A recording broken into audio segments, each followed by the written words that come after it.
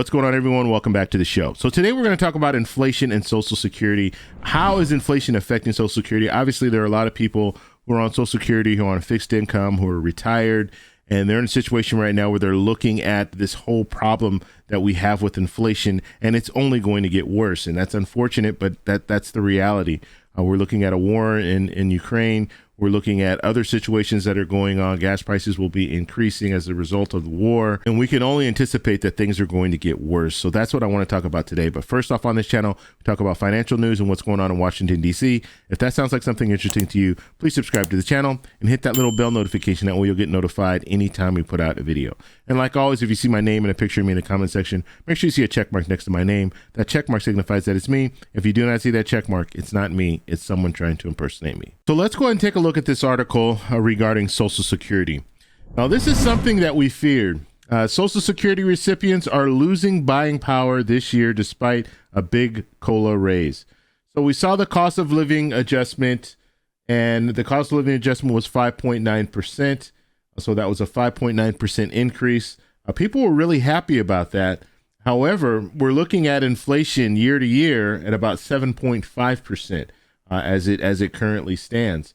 And so what that means is that if you receive a 5.9% increase, but current inflation year to year is 7.5%, then your buying power is still diminished. Okay, you're still in a situation where when you go to the grocery store to buy a dozen eggs, those dozen eggs cost more than the raise that you received, the increase that you received in COLA.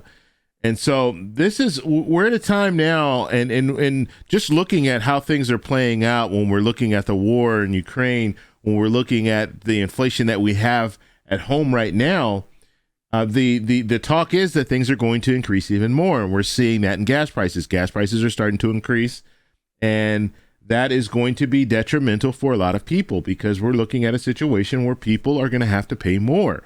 Okay, so you pay more in gas. That means that companies have to pay more in gas. Everyone has to pay more in gas. They're going to raise the prices of their products even more.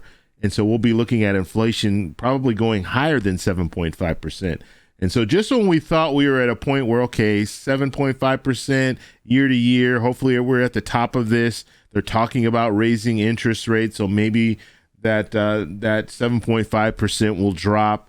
But now with this war, everyone is uncertain on how things are going to move forward. So this is what economists really fear. The fact that all the stuff that's going on right now, and the fact that the COLA was 5.9%, but now we're looking at even higher inflation, that is not a good sign. It's definitely not a good sign for seniors. It's definitely not a good sign for people who are retired on a fixed income, because now your buying power is not as strong as it used to be. And so the only hope at this point is that when they do raise interest rates, that will have a positive effect on our inflation, and it'll drop it down.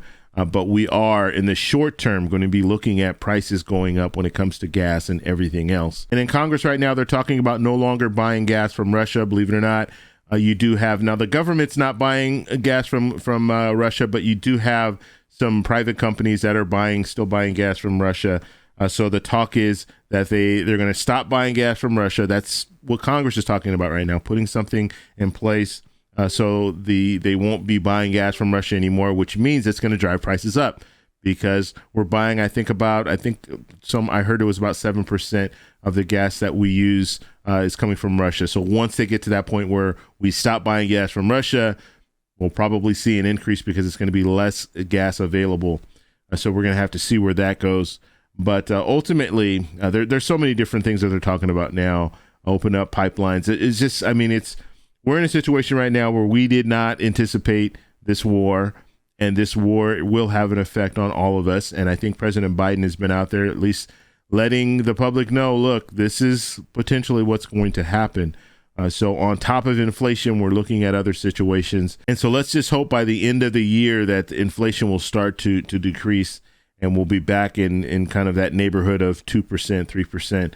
But when we're looking at 7.5% year to year, that's just not going to work. And if it gets any higher, people are struggling now, but I can only imagine if it gets any higher, we're going to be in a situation where people are just not going to be able to pay their bills. So let's hear what Senator Rubio has to say when it comes to gas prices. Here we go. You've introduced legislation to ban the import of all Russian oil to the U.S. There is growing bipartisan support for that idea on Capitol Hill. Secretary of State Blinken just told me that the Biden administration is seriously discussing it.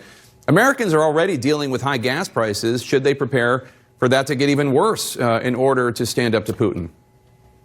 Well, first of all, let me just say that the fact that people believe that not buying Russian oil, not having Russian oil would raise our gas prices is actually very concerning, because that proves that Putin has the leverage and the power over America to raise our gas prices anytime he wants. So we shouldn't allow that to continue.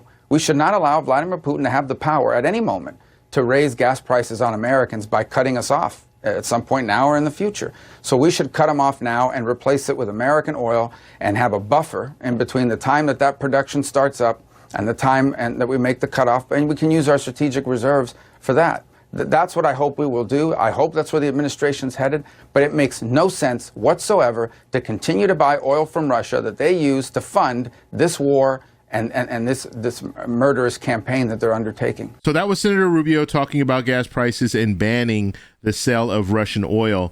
And so we'll have to see what they do. The White House right now, they want to, or at least they're leaning towards banning Russian oil, as well as Congress it looks like they're on board as well. We have some bipartisan support for that. And so that will mean that gas prices will go up. So that's hopefully that's a temporary thing. We have reserves that we can pull from, and that's what Senator Rubio was saying. So get that in place first, and then go ahead and ban the Russian oil.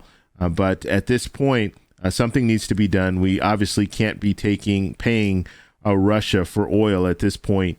We should have never been paying them in the first place, but at this point, I think it doesn't make sense to help fund their war. So I do agree with Senator Rubio when he talks about that. So as of right now, this looks like something that will be moving forward in the near future. So we can anticipate some changes in our gas prices even higher. Right now, there's kind of that everyone's a little nervous, and so that's why the prices are rising when it comes to oil. But now, if we look at a situation where we have a less supply of oil, that means the prices are going to go up. Okay, even if we're taking from the reserves, we only have a certain amount in the reserves, so you still have scarcity there. So the prices will still increase. But I want to know what you guys think about this, so let me know down below. That's all I have for today. If you guys like this video, please give me a thumbs up. Please subscribe for more, and I'll talk to you in the next one. Bye.